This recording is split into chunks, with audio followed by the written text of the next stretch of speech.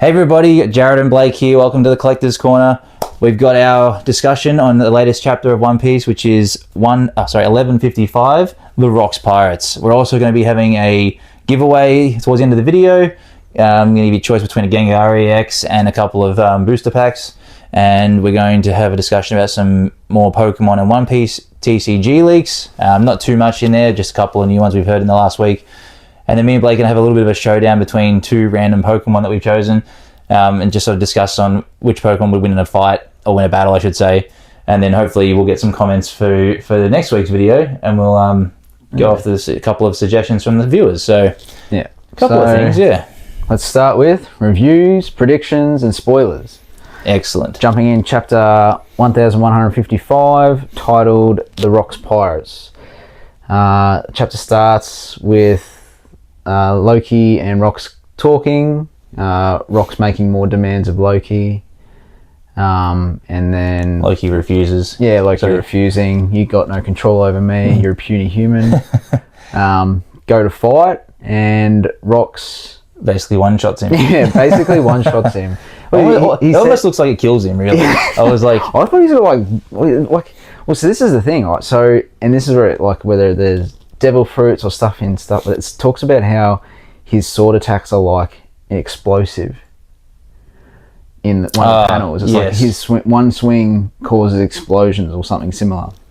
And then I was like, oh my god. It's not really, they're talking about it not being more of a slicing attack. Yeah, it's like it's so powerful, like it makes things explode. And instantly I went to think of that, wonder if like his sword, which I know some inanimate objects have devil fruits, or whether he had a devil fruit like the Baroque Works guy, the explosion fruit. I guess we don't know, but so Loki loses that fight pretty quick, and then he goes into a flashback within that flashback of them mentioning that Zebek has once met Harold before, which we spoke about roughly in the spoilers, but then it goes into that flashback, and it jumps back to the Reverie I think it was about 56 years ago from memory. Yeah, and this is back when we find out exactly, I suppose, the moment where Zebek became the wanted criminal for killing one of the admirals. Apparently also took or kidnapped 5 kings or something as well. Yeah, so in the chapter it reads, a report comes through to Imu about how a person in black has captured 5 kings, and essentially Imu's like, I don't care. But then all of a sudden Rox is already in the flower room, which is pretty crazy. Yeah, and then the thing I took away from when it was in there was like, no one has ever gotten in there before, and no one since. Yeah. And essentially it says that he has a quick conversation with Imu, describes himself as an admirer of Davy Jones, which is interesting because there's been a lot. This is the first we've heard of Davy Jones too. Yeah. Which has left a lot of speculation out there as to who is Davy Jones. Does he have a devil fruit? We all know Davy Jones is like famous pirate lore sort of thing. Yeah, he's always famous for having the squid tentacle sort of look, and does that mean that there is some sort of kraken devil fruit out there that gives someone the ability to have more devil fruits? Who knows? We're not going to get into that now, but another thing with you can see on screen too is that there's another figure in the flower room which looks like Gunko. Yes, could be. So, that's what seems to be the consensus between people at the moment. Which makes it seem that Gunko's been under Imu's control, or has been a follower of Imu for many years, because this flashback was a few years. How many years ago was it? I think that it's either 56 or 48. Yeah, so it's still many years ago. That's a long time ago. Yeah, a long time ago. So she's been around for a long time. So yeah. And then essentially like the flashback thing, the narrator says it's almost like Zebek realised that he wasn't ready for that fight, and then he leaves and he says, "I'll be back right here," and then it cuts to Harold running through town on fire. Running through town on fire. Those bloody celestial dragons, greedy pigs trying to kidnap a famous giant, strong giant. But Harold doesn't let that happen. I mean, he's running, but it's pretty cool. He spots. He's being blamed for something, I believe, as well. I think they're blaming him for the capture of the 5 kings, or was it possibly the attack of the admiral? Yeah. So then he sees Zebek running in the opposite, or running towards him from the opposite direction, and it just he assumes that this is the guy who has done everything that he's being blamed for. So he pulls out his sword and his thought process is, if I catch the bad guy and say that we've caught him, that all of a sudden they'll like him, even though they've set him on fire in that one panel. Yeah, that's right. And as you can see, there's a little panel where they clash of swords, and the it's a bit hard to see without the color spread. I can't wait to see a color spread of it. Yeah, but it'd be really cool.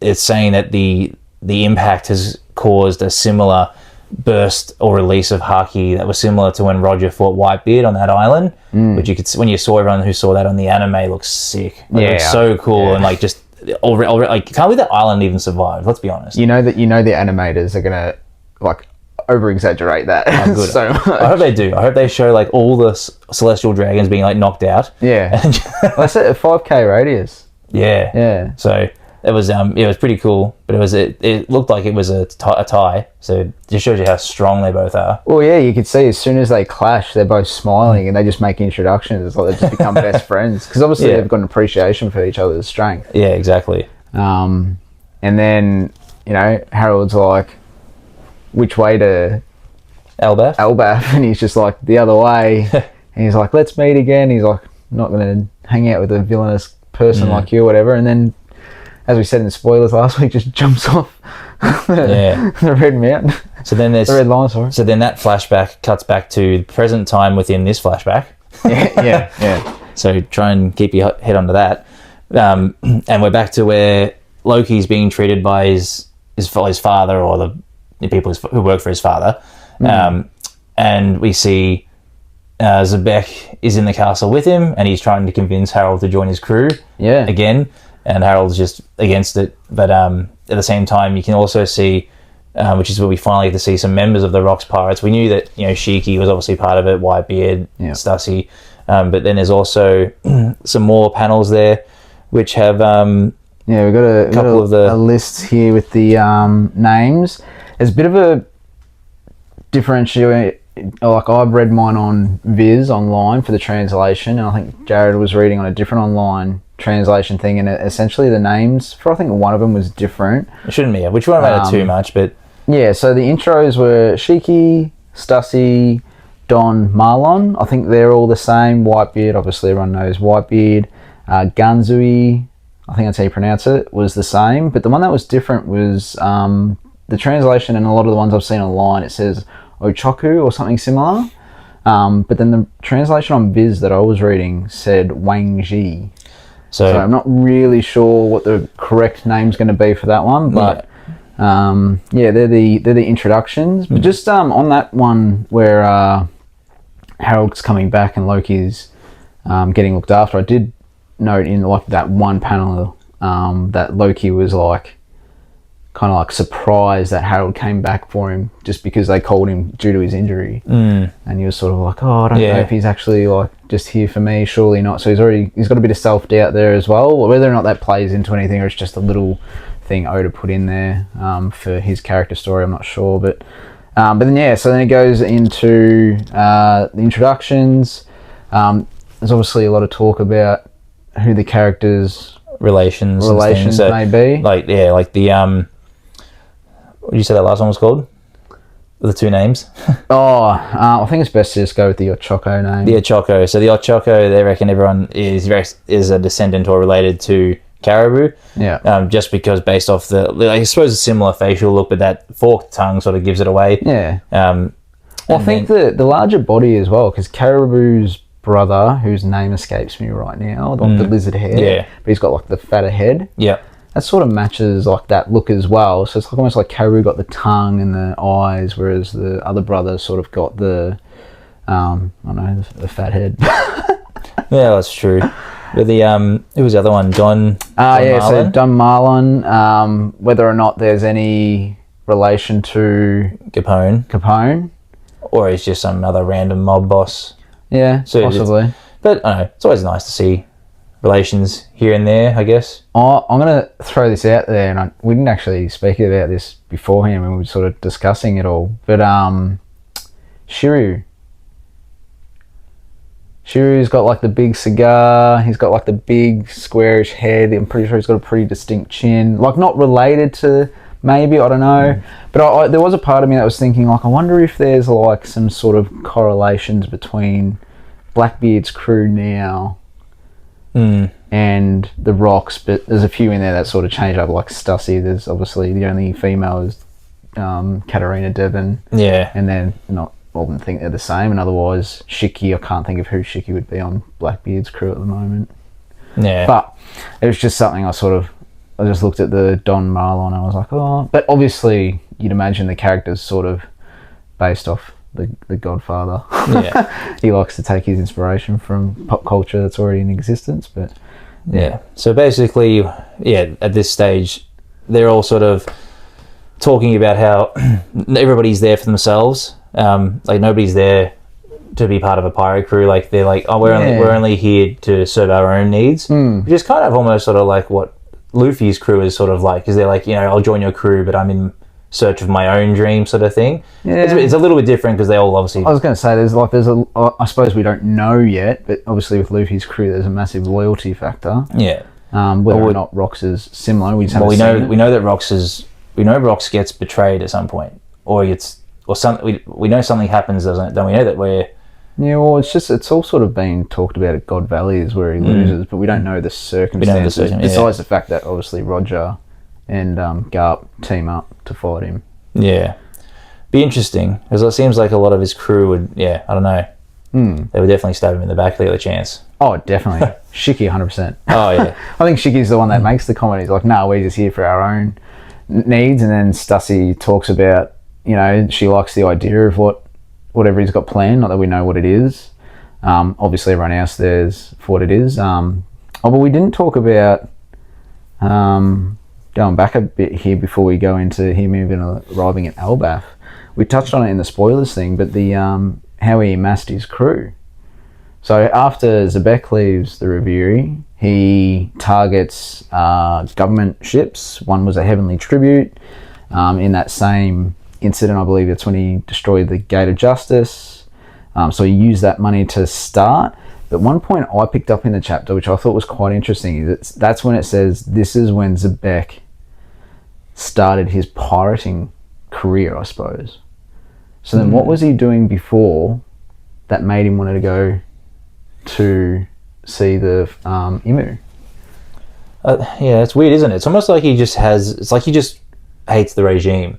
Like, but I just feel like there should be some, like, obviously maybe it'll get detailed to what that all is about, but it sort of caught me off guard when it was like that's when he started his pirating career, after he's already seen Imu, and then attacks the Heavenly Tribute to get the money to start his pirate thing, and then I just was like, oh, that's a weird thing to say, that's when he started pirating, because what was he doing before, and why did he decide to go to Imu to confront Imu, and then obviously realise that he was no match. He wasn't ready for, it wasn't the time to fight. I mean, it's early days. We've only just finally seen the dude's face, so which, speaking of his face, there's also been a release of his new wanted poster. We did mention in the spoilers. Which just more guarantees that there's some relation between him and Buggy, because it just looks exactly like Buggy now. Like, it's what do you reckon it's going to be like? Buggy's just got his red nose isn't his real red nose. He's just been covering up that he's got the same nose as Teach the whole time. I saw a really funny clip of like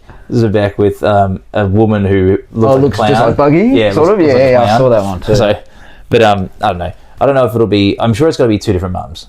It can't be the same mother, surely. Yeah, you wouldn't think so. No. But yes. And then we didn't touch on the Davyback fight. Very small. Few panels there about. We did mention it in the spoiler. But yes, that talks about that's how he amasses his amazing crew. And one of just like a small little picture in there for the panels of the Davyback fights was the boxing. And I was like, Afro Luffy comeback? Maybe? Come on. One of the greatest Luffy gears. That's not a gear. But yeah, I just thought that was a funny little thing. No Foxy silhouette or anything that I was hoping for in the background, but that's all right. Yeah. So after this discussion of Harold basically continuing to refuse to join Zebek's crew, what part was after that? So that's when Zebek talks about how his plan is to be king of the world. Yeah. So he's like, join me. There's no way we can lose because you're a giant. You can just smash any place you want, and I'm gonna be king of the world. We'll rule together, sort of thing. Harold talks about how to go against the government is essentially suicide.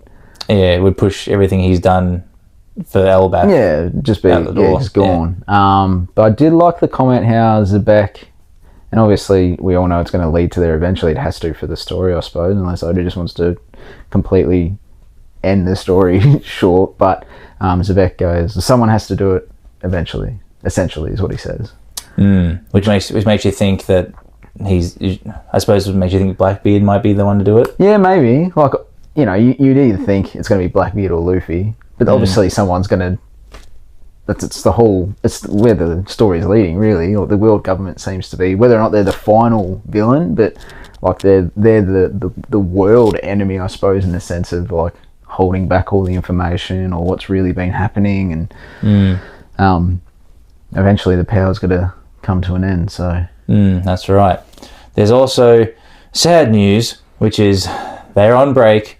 Oda's got a break. So as far as the video for us goes next week, we haven't decided how much we'll do or if we might even just have the break off ourselves and come back the following. Yeah. We'll decide later on. But yeah, there is no chapter next weekend, so there'll be no spoilers and no discussion really. We always do some other things, but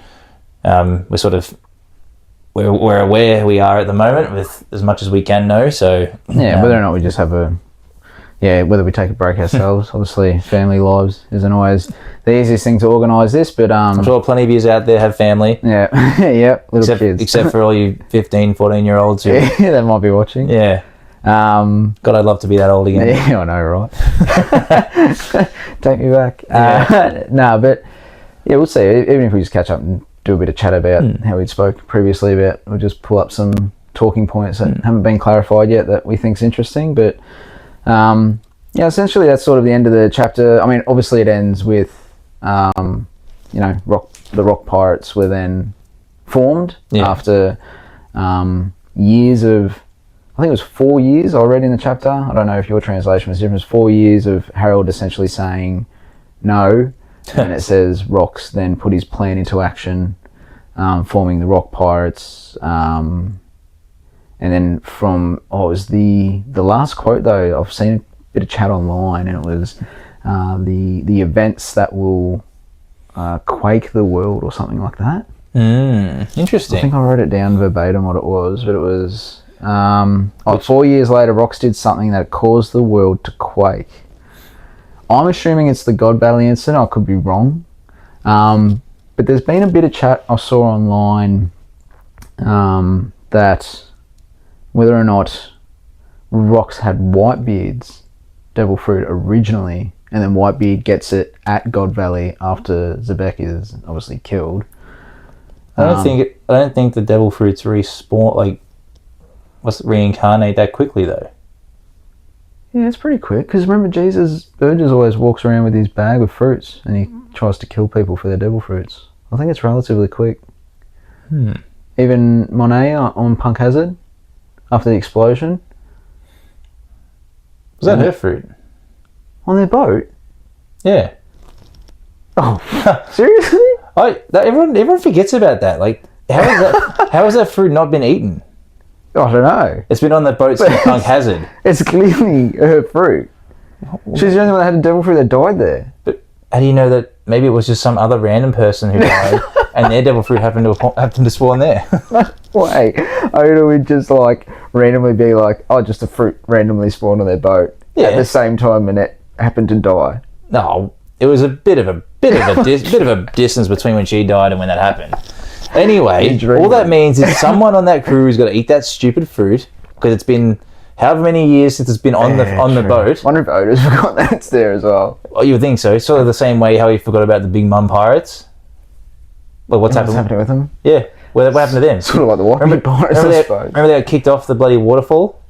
Oh, yeah, true. Yeah. Where did they go after that? I don't know. Exactly. Like what? Back home. Anyway, that's the end of the chapter. All right, I'll get on to those. You're missing a few things. Yeah. Too many unanswered questions. But in terms of, as the show is called, obviously no spoilers this week, but predictions? What do you reckon? I reckon there's still going to go? I think there's still more flashback to go. Definitely. Yeah. Do you reckon it's going to jump straight to that incident that's referenced at the end 4 years from now? Or do you reckon there'll be a bit more stuff in the background? I don't know. Well, the way it's been going, it almost seems to be going 100 miles an hour, doesn't it? I would have thought normally, no, they would just go to something back on Elbath. But now I'm thinking, Oda seems to be going 6th gear, full throttle. Yeah. I reckon it will be something that's just going to keep blowing everyone's minds. They'll be like, oh, snap. I feel like probably this is going to be one of those like block of chapters that I don't think we fully appreciate how much is getting revealed. Oh. In terms of like backstory that needs to be revealed to understand the overarching story, until maybe like another year down the track we'll be like, oh fuck, I remember when there was like all those flashbacks that looked like Zebek was Blackbeard's father, which led into this part, God's Valley, and how Shanks got on Roger's ship, who's clearly a celestial dragon, and you know, the mythical fruits that get taken, how Kuma's got the pawpaw fruit, whether Ivankov's was taken from there, Kaido took a fruit, was it his fruit, did he take one for King, did Whitebeard have Marco's, I don't know, all that stuff. I just wonder if that, like, it's a lot of question marks that have been sort of in the air for a while, and I just feel like, yeah, we're probably not really appreciating how much information dumps being put down. But yeah, I agree. I reckon in terms of obviously not next week, the week after when it comes back from break, yeah, I think there's a bit more flashbackies to come. I think it'll go straight into the incident from 4 years ago, or whether or not there might be a little bit of a story about Zebek and Roger's relationship prior to when Roger had to team up with Garp. Obviously, there'll probably be a bit more about the like Zebek getting hunted by the Navy. We might actually get to see what his bounty was. I don't think it's ever been specified. And they kept that hidden, didn't they? Yeah. But yeah, I'll be interested to see what it is. I really hope we get a bit more background into like why he was in the Chamber of Flowers, whatever it's called, with Imu in the first place. I don't reckon we'll find that out until probably like ages. Until someone else is in there. Imu will be like, oh, Zebek was here once, blah blah blah blah. Yeah, how does another D get in? Yeah, that's just another one of those things where it leaves us with unanswered questions until another 1,000 chapters later. Yeah, then we'll know. Did you see the chat about whether or not the D actually stands for like Davy? No, I did not. They're all like, because obviously like Davy Jones is a pirate that's underwater, and then obviously in Void Century we now know the world flooded. It's just like I think the second time it's flooded. So whether or not the D family is actually from one of the people that got flooded, as opposed to obviously there's a lot of theories around, but someone mentioned like, you know, Davy Jones is such a big throwaway for it not to mean anything. Yeah, like there's got to be like, why would he just say I'm an admirer of Davy Jones and that have no relevance to anything? Yeah, exactly. Like it's clearly got to be. It's going to be something. Big. Something. Yeah. But yeah, it'd be interesting. Looking forward to it. Obviously, always. Love for all that stuff. But yeah, that's the chapter wrap up. Nice. Let's get into some cards. Yep. Let's jump in with the One Piece cards. No, let's do Pokemon first. Oh, okay. All right. Everyone's obviously onto the big, Black Bolt and White Flare. Yes. If you've seen my videos so far, I'm not doing well. I'm sorry on his behalf. Yeah. I mean, look, I want to get some good illustration rares, but just doesn't happen to be. It's not happening for me. But fingers crossed to the next pack. We unfortunately won't have any giveaways for this set of Pokemon cards, but I can assure you. Yeah, not yet. No, I can assure you in the next set coming out, which I'm going to talk about, the new Mega The Mega set. Yeah. Okay. There's I have a few giveaways for that, so don't worry your little heads off on that one. Yeah. Plenty of cards to go away. Plenty of packs to give away for that. Actually, before we chat about the leaks, for that, I'm just going to do a quick little, I'm sure you guys would have seen in the shorts, we do have a big giveaway coming up. Yes. The PSA giveaway. Hope you liked the teaser for that one I put together. Maybe a little bit too dramatic, I don't know. But yes, and just so you know, keeping in mind, we're still a small YouTubing. Yeah, I would love to say I'm giving away $1,000 card. Reality is it's not going to be that. But it's going to be a good card for someone to start with. And you never know, if you hold something, it's going to appreciate in value. Yeah. Think of it as an investment or just it's free. It's a free PSA card. Yeah, exactly. So, you get a free graded card regardless of what it is. So please don't think that I'm giving away some PSA 10 base set Charizard worth $250,000 because that's not happening. Because if we had that, we probably wouldn't even be here. No, definitely not. But I'm going to have some. That's going to be a milestone giveaway. So please like, subscribe, share to all your friends. That's not just going to be a random giveaway. It'll be a milestone giveaway. So we're approaching 150 subscribers. Would love to get there sooner than later, but that's probably going to be what's that is linked in for. But in the meantime, we're still going to have some giveaways. I've got just a heads up for the guys that actually watch this video as opposed to just our shorts. I'll have another illustration rare coming up. I managed to get I've got duplicates, so keep an eye out for that. I know Jared likes to give away packs, but I fall to temptation way too quickly, and I just go, this will be the pack I open with the card that I want. So I struggle with that, so apologies guys.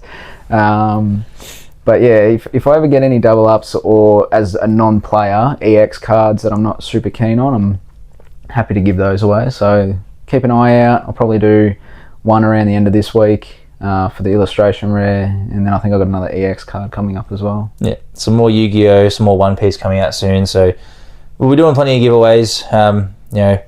We can't do them every night, unfortunately. We can only do them every so often. Could you imagine? We're not made of money, not yet anyway. That's what we need you there for. So, the new Mega Evolutions. Yes, let's get into the coming out in September, I believe it was. Yes, I think so. Yeah, so it just looks wow. It's so cool, and I believe this is the first time that you will not get I saw that an energy actually. And the online code. Yeah, it'd be one or the other. Pack, one or the other. Yeah. Which means one less piece of shit and one extra piece of awesome. What's more awesome? You mean having another card? Having any other card besides an energy and a QR code thing, whatever it is. I wonder how big obviously the online must be pretty big, I'm guessing. Yeah, it's massive. I always just give out the codes. So shout out for anyone that's using those. But anyway, I'm going to put up on screen a couple of the leaks that we've seen. We've got illustration rare of Bulbasaur and Ivysaur, as well as the Mega Venusaur. They look so awesome. Yes. Like, I really want all three of these. I will do anything to get them. So, rightio. Guys, keep an eye out. There's going to be a lot of Mega Packs opening. Oh yeah. Anyway, I haven't told anyone how many I've got actually at the moment. But anyway, there's a few coming. We also got there's a Mega Gardevoir. And we all know how popular Gardevoir is. It's just one of the bee's knees Pokemon cards, and the Mega I think is going to be pretty sick, and as you can see, it looks awesome. And there's also Mega Kangaskhan with the the Joey jumping out. Yeah, which is pretty cool. They're the ones I think there was one more. I can't quite remember off the top of my head. Lucario, of course. Yeah. Lucario, he's on the bloody box. Probably just as big fan favourite as even bigger than Gardevoir. Yeah. Lucario, his is actually really sick. I can't believe I forgot this. Lucario is fighting Mega Venusaur in his artwork. It's so cool. That's mint. And then obviously the pre-stage to Lucario is the Alt Art illustration rare Riolu, which I believe people are getting that as I think it was some sort of like promo. Like, people will get the Riolu when you purchase a booster box, or might be the Elite Trainer box or something. I think you're guaranteed to get it with something. I'm going to check up on that one myself because it looks pretty cool. He's on top of I think it's like Tokyo Tower or something. It looks like Tokyo Tower or something. Yeah. which is pretty cool. So kudos on those cards. But yeah, there'll be lots of giveaways for them to come up, and I'll be opening quite a lot of packs of those. So we'll see how we go. Okay. I'm really hoping, like, I know Bulbasaur, Venusaur, Ivysaur, and Venusaur. I wonder if that means that there might be the other Charmander and the Squirtle line. If that there would be, is, that would be so cool. I will go crazy for the Squirtle line. My fave. It's actually interesting because I think we've always known about the Venusaur or the Bulbasaur line. There hasn't been any mention of anything else. Of anything else yet. In the original. Yeah. I'm sure. Yeah. I'm sure if there was a Charmander or a Squirtle evolution line of these, there would have been a leak by now. Surely. Yeah, you would think so. Like, especially Charmander. Obviously, Charizard's one of the biggest money makers besides Pikachu and stuff. But Squirtle fan. Yeah, that's what I want. So I'd love that. But I'm a Charmander fan. Yeah. That's what we should have done. We should do. That'll be our next one. Charizard and versus Blastoise. Yeah, well, Blastoise will win. Don't even have a conversation about it. Maybe we go straight back to the Ash versus Gary battle in the Indio League, or whatever league it was, where Charizard clearly had the upper hand on Blastoise because he's a fat turtle who can't look over his shoulder. Whatever you think.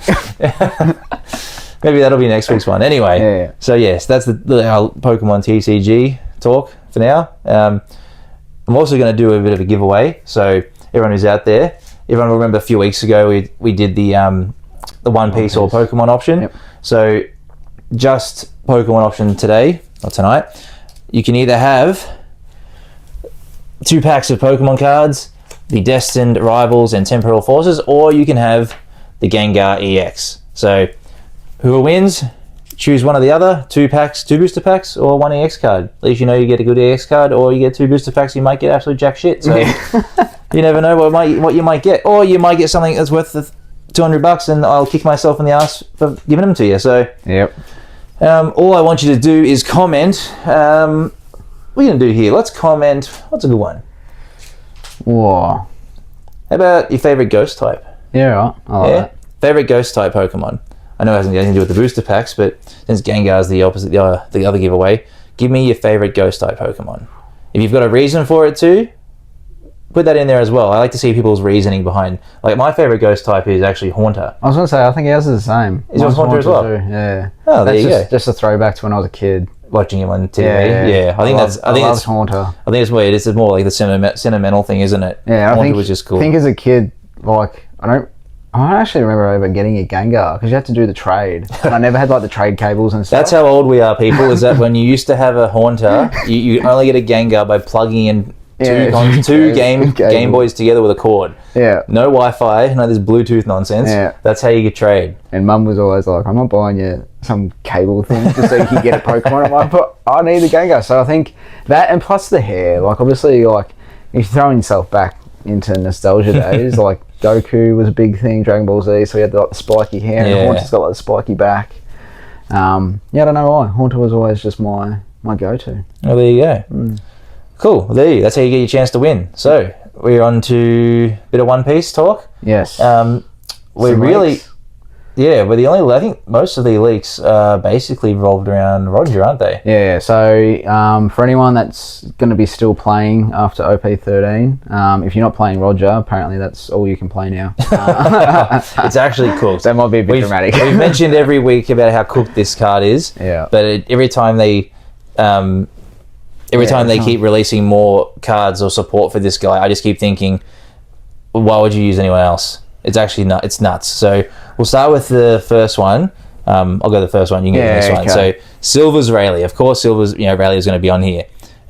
He's an 8 cost, 9,000 power. No counter, I believe. But he's Rush. He's red as well, isn't he? Yeah, he's red. Yeah. So he's a Rush, which is already awesome. But his on play is if you have any Don cards given, which obviously at this stage your leader will have to have had a Don because you have to play it with him. Yep. Rest one of your opponent's 5 cost or lower characters. Then at the end of your turn, add 1 Don card from your Don deck as active. So at this stage, he's Rush as well. And he's Rush. So if you think about your leader ability, if you've got 9 Don or you're on your 9 Don turn, you have to give 1 Don to your leader, which leaves you with 8. you bring out the Rayleigh, Yep. which puts you down to 0. But at the end of your turn, his extra Don add puts you on to 10. So when your next turn comes around, you're not adding any Don from your deck because you've already got 10. Of course, yeah. So your leader ability is null, it or doesn't it's matter. void, Yeah. and you're at 7k. You're not attaching one to the... Oh, Yeah. okay. So Well, actually, does that mean you'd also be... If you go to 10 at the end of that turn, wouldn't you also be 7k on your opponent's turn when they attack then? yes, because Because you'd be back to full... you've got more than wouldn't 9 Don. Yeah, doesn't Yeah. that's how it works, isn't it? Yeah, when you've got more than 9 Don on your field, this leader is back... no, less than 9. If you've got 9 or less Don on your field, your Yeah, it's leader 2,000. loses 2,000. Yeah. So at the end of your turn, after playing Rayleigh, your leader becomes 7k. So that's pretty sick. That's actually... No, that's not okay. So when that ban list comes out in August, it's literally just going to be like, oh, sorry guys, we've just banned Roger and all his cards for Yeah. OP 13 before it even gets released. I mean, And the fact that he's a 5 life leader as well. yeah, I don't understand that. Like, he's multicolored. There shouldn't be 5 life. It should be 4. But yeah, Well, it's not even that. He should be like 3. I understand people would be like, oh, but you need to get to the 10 Yeah. Dom. But like, there's so many cards in his set that are literally just going to ramp, and then obviously any other support you put in there is going to be like events and triggers that just ramp you down anyway. Yeah. Well, speaking of an event, this is a stage card. So we've got the Aurora Jackson for the stage card, which is obviously Roger's ship. So I'll just quickly read out what the translated description is. So it's once per turn, when one of your Roger Pirate characters is removed from play by an opponent's effect, add a Don card from your Don deck and it's rested. Again, just like, what are you doing against it? Are you just like, can you not, you have to just swing at life most of the time? Like, obviously stage card's going to be you want to get out first play, or maybe second if you can get out some smaller bodies. Yeah, I mean, it's only if your characters are removed from play by effect. Yeah, I know, but it's sort of like, you know, what black deck, besides obviously maybe Blackbeard, but what black deck are you going to use against Roger then? Yeah. Mm. Yeah. Or even a lot of blue? I know, it's good. Like, it's only a 1 cost stage. Like, if you get that early on, you basically set yourself up for safety on any removal of your characters. Yeah, it's crazy, and you get a free Don. I mean, obviously it becomes null and void once you get to your 10 Don, but... Well, that's right. Yeah. But, Still. still pretty cool. Yeah, it's crazy. But, what else we got? We got that was 1 cost, yeah. So we've also got a 1 cost Shanks, who is a 2k hitter, 1k counter, and this is just your generic searcher on play. You look at 5 cards on the top of your deck, reveal up to 1 Roger Pirate type card other than Shanks, and add it to your hand. Place the rest at the bottom of your deck in any order. So just your generic searcher for a Roger Pirate card. So Yeah. nothing too exciting about him. But his counterpart Buggy is a 2 cost 2k hitter with 2k counter. So this is your 2k counter. Yep. And his on play is if your leader is Roger Pirates and any Don has been given, add a Don card from your Don deck rested. Yeah. So it's just stupid because it's always it's literally, when you're playing that card, you're going to have a Don on in your leader. yeah, exactly. So it is what it is. Like there's an extra Don for you. What did I say? It was 2. Yeah. So it's 2 costs. So either you go on second and you're playing him, or on your second turn if you're going first. So first turn you play out Shanks to search for him. yeah, and you play him out. Well, you wouldn't be able to play him on. Oh yeah, no, that's right. Turn 2. Turn 2, yeah. That's right. You can never play him on your first turn because you'll always be either 0 Don or 1 Don. So Yeah.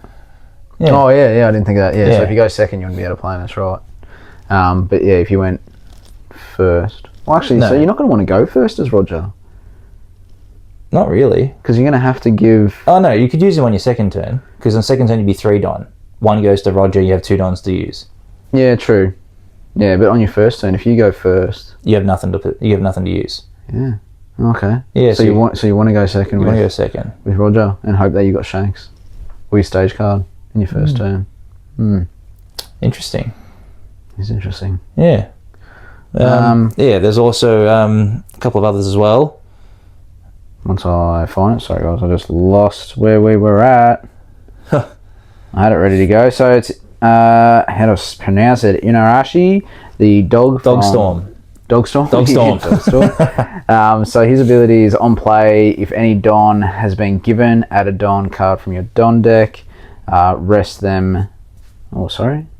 Rested, and then KO up to one of your opponent's 1 cost or lower characters. So essentially, you can just KO someone's Searcher. Yeah, he's a 2 cost, Yeah, 3k. 3 cost, 3k. 3 cost, 3k. Yeah, so just another early game card, depending on what your hand comes out like or what your pulls are from the deck. Just another opportunity to ramp up your Don. And the KOing a 1 cost or lower doesn't usually mean too much, but you might KO someone's 1 cost Searcher. Like Searcher or something. Yeah. Like if you were playing... Oh, I mean, he's on play, so if you're playing... I'm just spitballing here, but if it was Blackbeard, obviously he can negate on plays, but if you hadn't negated yet and you played him out and he had Lafitte out, see you later, Lafitte. Yeah, that'd be very handy. Yeah. Blackbeard have to be negating from early on. Which is good for you, because then he's losing a lot in his hand, but... And then the last one, Scooper Gabbin, another on play. If your leader is... what is it? Mountain Conqueror? Mountain Conqueror. On play, if your leader is Roger Pirates, draw 2 and trash 1 card from your hand, then add 1 Don from your Don deck rested. So all the cards are Don ramping. You also forgot to mention his cost. 6 cost. 6 cost, 7k hitter. 7k hitter. 1k counter. So pretty much the entire deck for Roger is just how quick can I get to turn? Yeah. The fact that he lets you draw 2, trash 1, and get a Don card, it's like guaranteed. It's like awesome ramp, strong character to have out for a hit, and you getting your hand set up for the next play. Yeah. So I think you can definitely get. You should be able to get to 10 Don pretty quick. Like, I'd be interested to see. Yeah, I haven't worked out the math in my head. Because he's also the fact that he's purple. I'm pretty sure there's some really other good purple cards. Oh, some great event cards that will just go in there. That'll help you ramp. I think so. Generally, when new sets are releasing, besides as we've discussed how disappointing it can be by the time the set comes out, we're already more excited for the next set. Hence Green Zoro. But generally, I think when a set's releasing, we sort of pick a leader each, you, me, and Kenny. I think Kenny's sort of claimed Roger for what he wants to play. For 13. Yeah, for 13. I don't feel like he can claim Roger. Yeah, I feel like all of us want Roger. No, I actually want red, green, Luffy. Oh yeah, I suppose. Yeah, that's going to be. I really wanted Roger as well, though. I just reckon I've always been a ramping character, though. Yeah, true. A ramping person. Yeah, you do like playing ramp. So Can you probably choose Ace? Oh yeah, well that would make sense, wouldn't it? It would. Ace is his person, isn't it? Ace is his man, but Ace was average, I thought. So you thought he was average? I didn't think he was too bad. He's a constant 6k leader, which is just what blue purple Luffy is at the 3 life. And then I can't remember what his ability was off the top of my head, but I feel like there was some good support with plenty of white, like with all the Whitebeard cards that are coming out, especially with ST22, which is still out. But like I think there's going to be. We'll see. Yeah, that'll be interesting. Yeah, but it'll be interesting to see what happens. Again, by the time we even get our hands on OP13, we'll probably be more excited about OP14. Oh yeah, probably. Be some crazy thing coming out in there that will be like, oh, we really need these cards. So we'll see. But yeah, I suppose that sort of wraps up the league. So it wasn't too many. As always, we're filming this on a Thursday night, so in Australia, that being. So likely tomorrow morning there will be a whole bunch of leagues that we've missed. We'll talk about next week maybe instead. Yeah, that's right. That's just how it goes. But yeah, cool. So that's the TCG chat. Unless you got any chat about Yu-Gi-Oh, I know that's more your thing than mine. But yeah, there was there's a new one that's coming out in August, which is actually really close. That's next month. Actually, it's like next week. I think it's the end of August. Yeah, okay. I think it was called Monster Mayhem. I really should have been a bit more on top of what it was called. I think it's Monster Mayhem, and it sounds like there's a bit of nostalgia in this one. A couple of like older cards. I'll have to go back. It's been a while. Honestly, I forgot I had it pre-ordered, so I'll have to go back and have a look and see what cards are in it. But I obviously pre-ordered it for a reason, so open up a few of those and give a few of those away to people. So it just looked cool. It sounded cool. There's some other Yu-Gi-Oh as well that has just come out or coming out afterwards too, which there's some really good support for DDD, which everyone know, like, you know, the like, I don't know, there's just that many of them. Like, I used to love playing DDD, and now there's so many more cards coming out as support for that, which actually sounds really cool. So I won't be getting it because honestly I just don't have the time and the money to focus and attend to all of these different card games. Like, I wish I had that sort of time. I haven't even bought the new Donkey Kong game for the Switch yet. I really wanted to get that. I was like, day one, I'm getting this. Surely everyone out there is a fan of the new Donkey Kong if you haven't got it on the Switch. So yeah, luckily. I haven't got it myself. But no, but it's great reviews. Apparently it's game of the really? one of the best games ever. Okay. So I actually looked at the reviews for it. Oh, it's been really good. I'm so behind on gaming. Oh, yeah, well, so am I. But Those anyway, days are long gone. Anyway. So there's obviously that for Yu-Gi-Oh! Gone over Pokemon, One Piece, Lorcana, who gives a shit anymore? Let's be honest. It is. Look, it's cool, and I've got some more Lorcana packs to give away. In the last, I don't know what the next set is coming out, but just doesn't seem to be quite as big as everything else at the moment. I don't reckon it caught on as much as they probably hoped. But again, I really think the people that created Lorcana shot themselves in the foot by not really going hard on the artwork. Like, you're talking about Disney. Could you imagine, like, if they did this, like, similar stuff to Pokemon but with Disney characters? Like, it'd be huge. I know. I've seen a lot of the cards, even the good cards, like the card you want looks average. Yeah, like the Jafar one that was just out.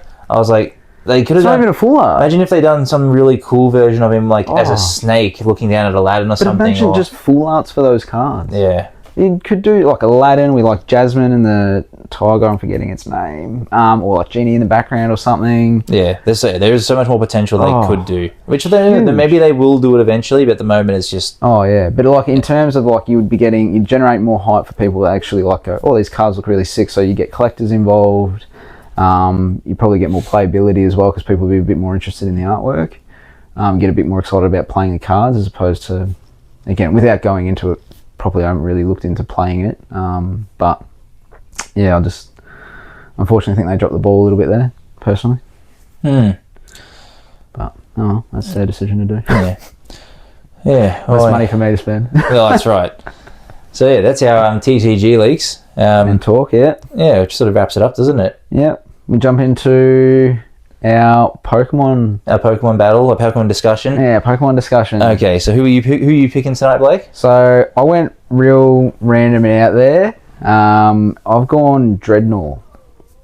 So Dreadnought, we'll put a picture up for anyone that's not like huge Pokemon fan if you're not, but Dreadnought is a rock water type turtle. I think first released in, was it Gen 6 or 7? 6, 7, whatever Sword and Shield was. Yeah, I think that's when it was first released. I actually really... Gen 6? When it first released, I actually really loved the... 4, 5, 6, that's 7. 7. Is it? Yeah, I really liked the design for it, to be honest. Choodle into... It was pretty cool. Yeah, into Dreadnought. But yeah, so that's the Pokemon I chose. I had a bit of a moveset lined up, but I don't know if that's probably a bit more in depth than you had thought to go. Well, I was gonna. Mine was Scyther. I went with an old school one because I just always loved. I've always thought Scyther was just really cool. Okay. I mean, now that you've told me I know who you've picked. I've obviously got the mismatch because you've got your rock type against my bug and flying type. So one rock throw and there goes my bug. So well, it's funny. I only in the movie list I had for him. And however, sorry, yes. Go on. I was just gonna say, however, I've got a tremendous amount of speed on you. Like you are so slow. Yeah, you do. Like you've got to catch me. Like you've got enough power and defense to withstand me enough that I reckon I'd get close enough for you to get a bite in or something. You'd have to be close enough that I'd get in. Yeah. So the moveset I was looking at for Dreadnought is I had Crunch. Yep. So Dark, to cover a few bases. I had Ice Fang, which you can learn through TM, not through levels. You really looked into this, didn't you? A little bit, just a quick look. Ice Fang, I had Razor Shell for the water thing because I just thought it was fitting. I essentially chose moves that I was like, what's most fitting of what Dreadnought would be. So it's literally Crunch, just Ice Fang. Yeah. Razor Shell because obviously the shell. And for the... I had a rock move. Oh, jeez, I was about to say, if you don't have a rock move, I think Scyther might actually win. No, I actually forgot. Oh, you've got Ice Fang, though. That's still pretty good. Yeah, I forgot because I'm an awesome trainer, I taught... Head Smash. Oh, Head Smash. Head Smash for the rock move. Reduces your stats, though, doesn't it? Head Smash? I think so, but it's a learnt move through leveling, which I looked up. I just thought it was fitting for Dreadnought, I think, because a lot of his moves are just going to be essentially using his head or his shell. Yeah, well, see, your plan would be great, but I'm such an awesome trainer that I taught my Scizor. I taught my Scyther Thunderbolt, so you fucked it. So, no, okay. So my moveset would be X Scissor. Yeah, I feel like that's the. That's his move, isn't it? Yeah. They created it for him, surely. I reckon so, surely. Yeah. X is Aerial Ace for a flying type. Yeah, that's a good one. I would probably go... If I had to have two more... I think... I like to say Pursuit, because Pursuit's like it's not a strong attack, but it's just one of those quick little jabs. And if I was going strategic, I would actually probably go... Double Team. Oh, okay. Because I think look, when I used to play, I'd never go with the stat building. Yeah, I was gonna say I'm never a stat builder. Why? It's just all power all through. I think if it was real life and I had to choose, I'd probably give him double team. I just feel like it's a good. It's already hard enough to hit him. If you double team him, he's great.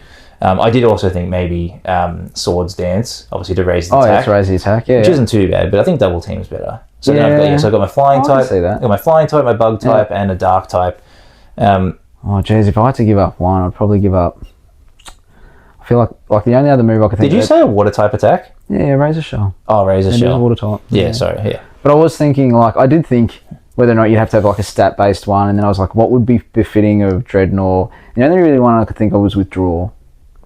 I'd give him. I go Curse if you can learn Curse. Oh, okay. Because Curse lowers your speed up to your attack and defense. Yeah. Which is Withdraw. I'm just trying to keep him more what I think shell based. What a turtle would learn. Yeah. Would it learn Curse? Maybe, I don't know. I don't know. I have to check on that one. Some do. I don't know. But Withdraw just seems natural. Yeah, it seems natural for what it is. So I was like, but again. Who wants stats moves? Oh, come on. Yeah, true. But yes, I think all out attack. I think at the end of this, I would get enough hits into you. You reckon you'd be quick enough? I would definitely be quick enough. They'd be such light little hits though from a weak little bug Scyther. Yeah, I know. You just have to be crunched once. I know. And then head smashed. I know. My moveset doesn't really bode well for Ice Fang. Yeah, no. I know. My moveset doesn't bode well for a rock water type. Especially with good you've got good defense too, and I've got good attack, so it sort of like would balance that out. If you didn't have good defense, I would say I got a bit more of a chance, but maybe you've got me on this one. I think. I reckon if my Scyther evolved mid battle and he became a steel bug type, all of a sudden you're at shit creek, because all of a sudden your rock types aren't super effective, your ice types aren't super effective. Scissor's fucking there, bang. He learns a steel type attack. I mean, you're also water, but still, bang. Metal Claw. Yeah. Giga Imp. I don't care. I just give him anything. Draco Meteor. Draco Meteor. Yeah, right. So no. Yeah, I'll just teach mine flamethrower then. Why not? No, getting off the topic, but yes, I think against Dreadnought against Scyther, I think Dreadnought's got me. I think so. I reckon the game plan would just be Turtle, you just stay there, and when he attacks, just try to be quick enough to grab it, and you win. I think I'd have to double team straight off the bat, just to be 100%. Don't bother attacking. Let's just hopefully he'll never hit me first, and then we can get some attacks in, and hopefully you'll just keep missing. Yeah, I mean, if you're talking in terms of like how the show runs as opposed to like the games, I suppose like. You double team and then just quick jabs at the back when it's trying to spin to find the real one. And then obviously my thing would just be like, just keep trying to grab it. Whenever you see it move towards you, just grab it. Just keep withdrawing into your shell. Yeah. Just like, And then just poke your head out to grab it when it comes in for the attack. yeah. We'll yeah. put this down for a win for Blake on this one. Yeah, I reckon. But anyone who's watching this video, if you get to this stage of the video and you're still hanging around, well, drop a comment of a Pokemon of your choice. If we get obviously more than one, then we'll choose. Well, we'll choose one each, and then we'll pit them against each other and see what we. Yeah, or in your comment, just put down a Pokemon for Jared and a Pokemon for me. Yeah, and if we don't get any, we'll just do another random one next week. Hopefully, I pick one with a bit better type advantage or something. We'll see. Yeah, I'm just gonna go another rando. Yeah, I mean, like my heart would just be to say to go like Blastoise for one, but I think it's gonna be a bit too obvious. Different. Yeah, I'll just choose something real random that you never. Maybe like Grimmy. Oh, jeez, I forgot. Oh, Grimmy Snarl. Yeah. Just random. I might go Alolan Vulpix. Okay. I'm here. Anyway, all right. So we'll get into that one next time, either next week or the following week, depending on what we do with our video situation. But that's everything for tonight, guys. So, and girls, if you're out there. But hopefully you enjoyed our chats, our leaks, our spoilers, reviews, our battle. Everything. And we look forward to our next video, and hopefully we hear from you all soon. And we'll do some more giveaways. Don't forget to leave your comment on drop your favourite ghost type. Yep, which can also be your option for me or Blake. Yeah. Yep. We can't both have Haunter though. No, that's right. But my Haunter would definitely be his one. Cool. All right, guys. Thanks, everyone. Cheers.